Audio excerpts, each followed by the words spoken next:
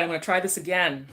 The internet was bad when I was trying to do the live stream before, so I'm attempting to do this again. So hopefully there won't be any issues, but I can't guarantee because in Ghana sometimes the internet can be really crazy. So and then especially at this time when a lot of people are at home, a lot of people are using the internet more, so there's definitely going to be a lot of more pressure on the network. So I wanted to address questions I've been having from people about um, how things are in Ghana with the current global pandemic that's happening with coronavirus, COVID 19, um, exactly how things are here in Ghana.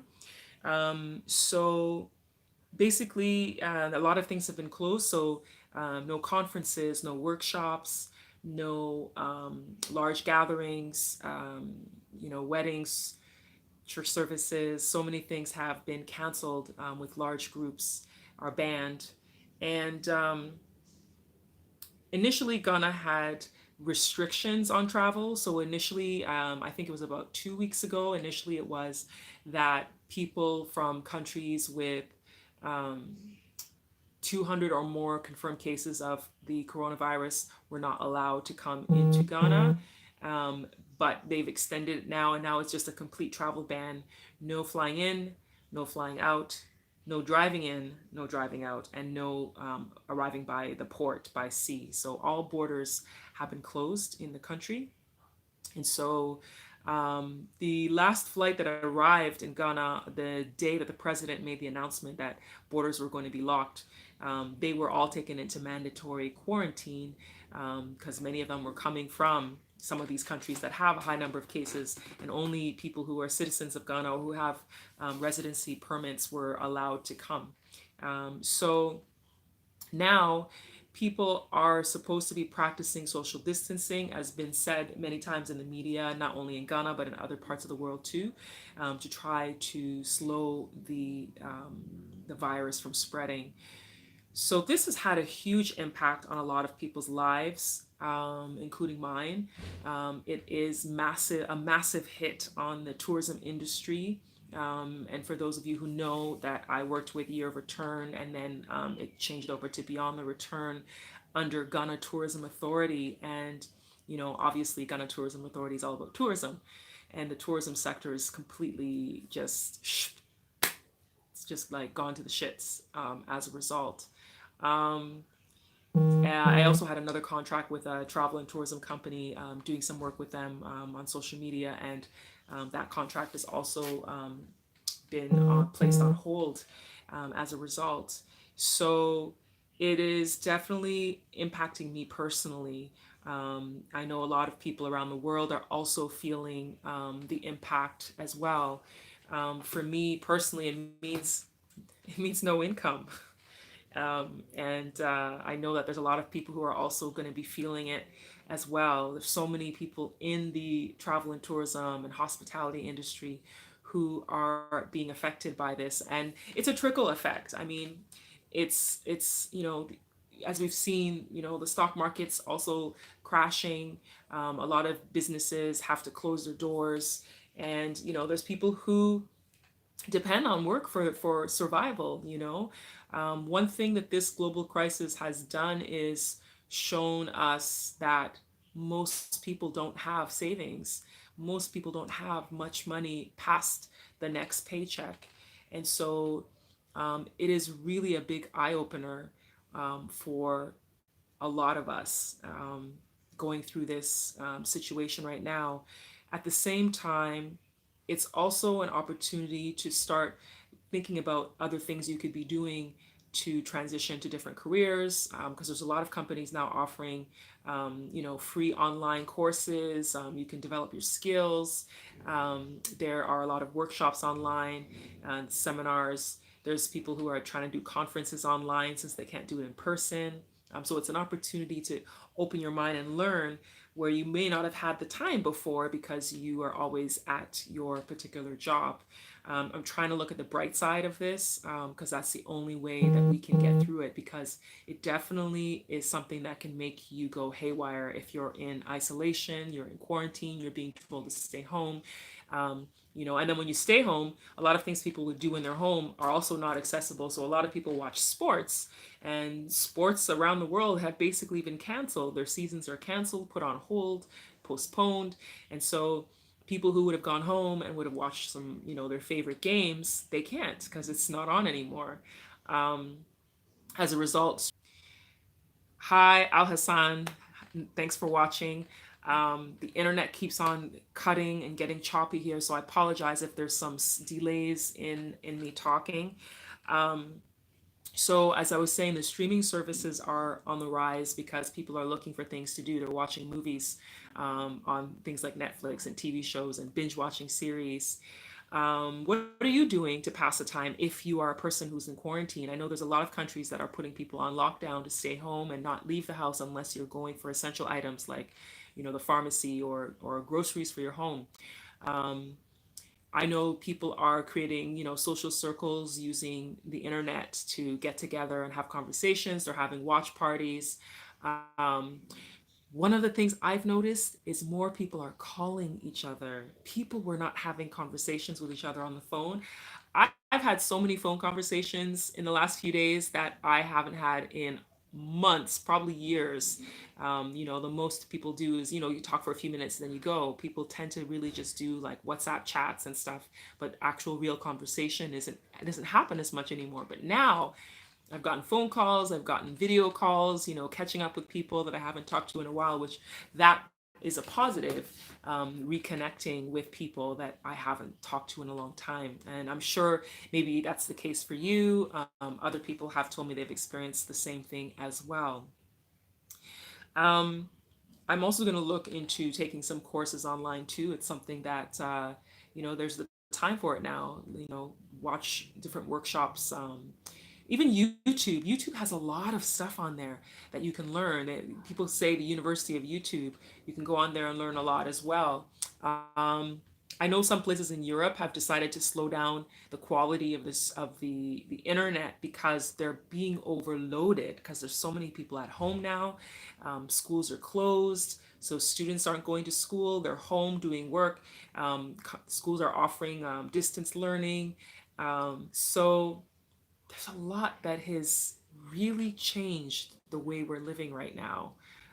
And in Ghana and other developing countries, one of the challenges is a lot of people work in jobs that are considered as informal jobs. So selling things on the roadside, you have a stand and you sell food, you may be selling water or whatever it may be.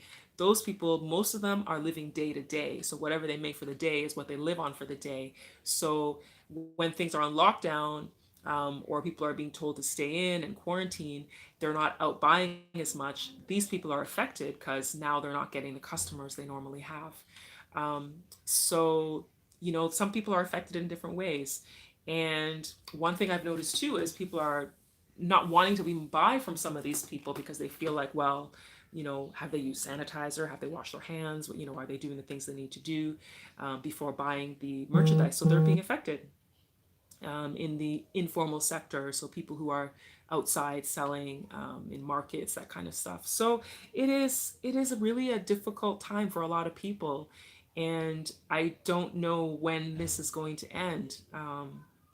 For now, I know that Ghana's ban on large events and conferences, churches, and schools and all that. They initially started as a 4 week ban, so we'll see how that goes. And then the travel ban on no in and out as well. So this is the way this is unfolding is like a movie. I don't know if any of you feel like that, but I feel like it's a movie. Like these Hollywood movies that told these types of stories about people who are caught in a situation of pandemic, of a virus going around. And I I don't know how this is going to end. What do you think? What do you think about how this is going to unfold? And look at me touching my face. They're telling us not to touch our face, but I'm at home. I've washed my hands. I'm pretty clean. I'm in my house. I haven't left my house. I actually haven't left my house in a few days. So I'm getting a little stir crazy. I may step outside to get some air in the back or in the front, but I haven't actually stepped out of the house. So I need to get some fresh air.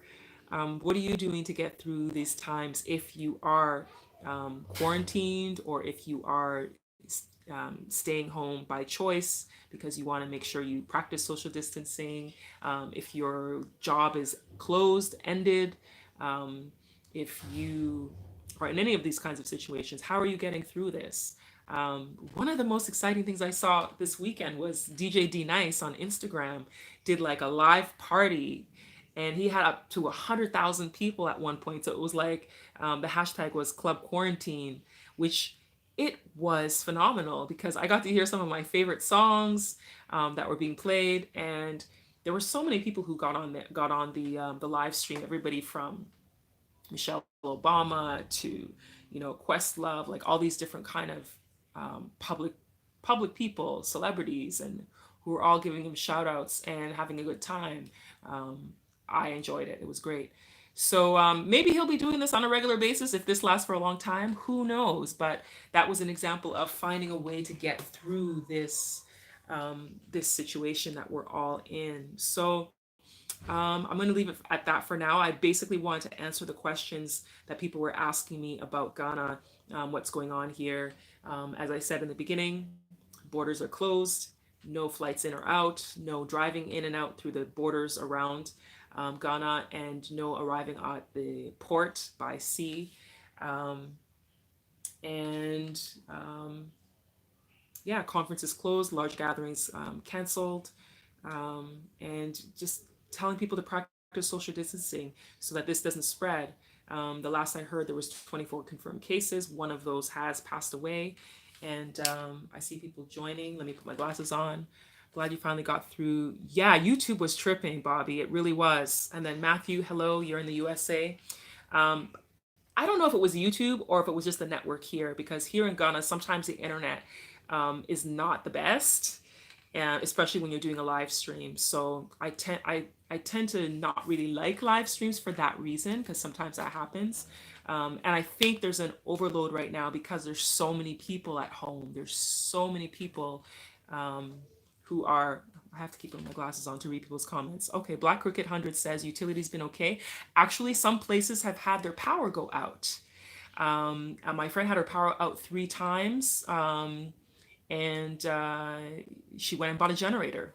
I'm fortunate; mine's only gone out. Mine has only gone out once, and the water. Oh, the water is a problem.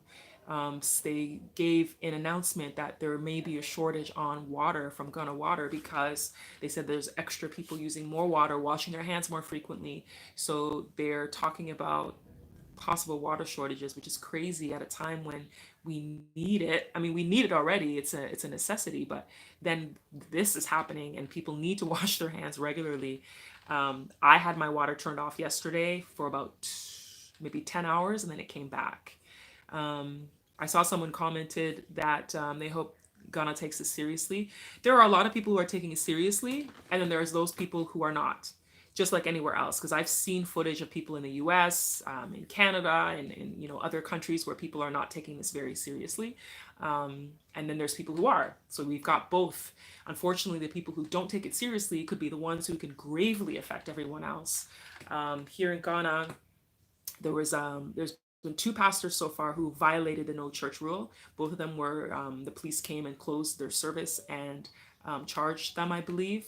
I don't have that 100% confirmed, but I believe they were charged or arrested, one of the two.